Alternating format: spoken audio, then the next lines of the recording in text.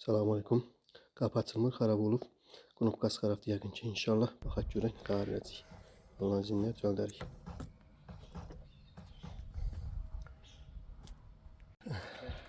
Burada bazı qnopka var.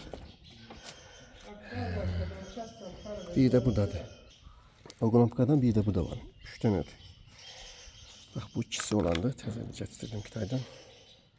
Biri qnopkayı çustuvaliyə belə basanda aralayır, eşə çıxardır. Biri də qapı açar.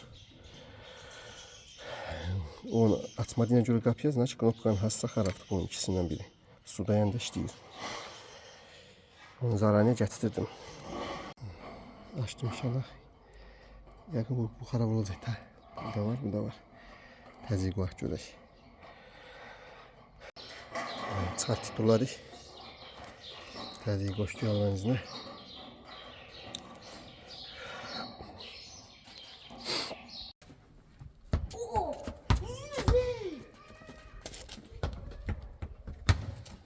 Bu cırığıymış, yüzünün çuxuru, telefonu.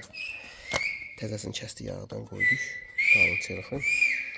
Ki, həm görsənsin, həm də sohbətməsin. Otlu bağlayırıq, yerdən götürürük. Allah'ın iznilə işlədi.